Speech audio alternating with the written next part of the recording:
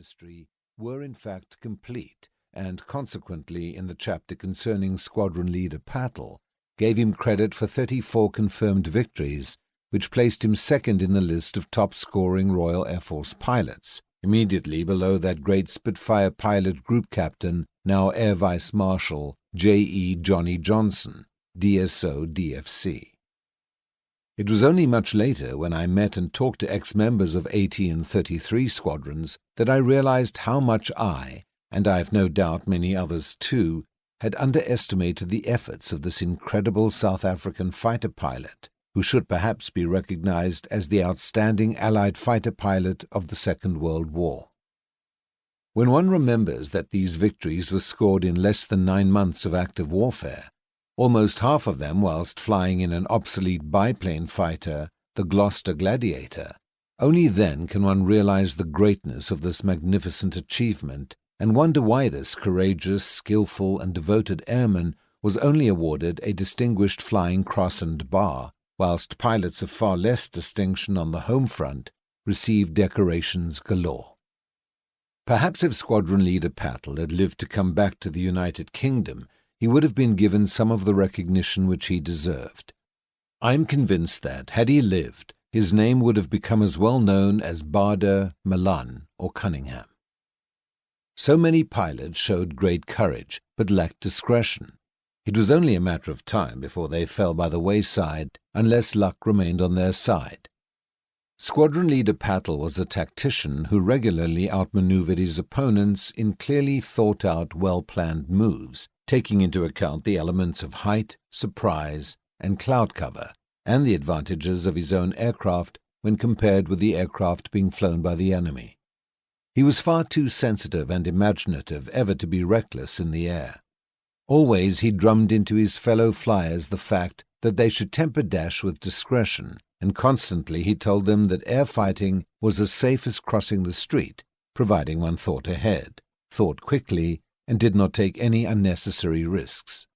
He was fully prepared, however, to take a risk when the life of a friend was in danger. His successes in the air were by no means the result of brilliant tactical flying alone. His perfect eyesight, which enabled him to spot enemy aircraft when they were pinhead specks in the distance, was a big contributing factor.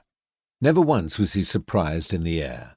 Long before the enemy had seen him, he was in a position to make his own attack. With some fighter pilots, the spotting of aircraft at long distances was undoubtedly a gift, but many became proficient at it merely through constant practice. Pattle had perfect vision, which had been trained to an exceptional degree through intensive and untiring practice.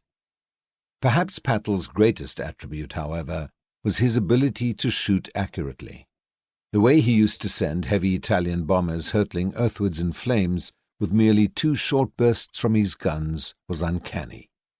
He had evolved a technique in dealing with Savoia 79s, which all his colleagues copied with success.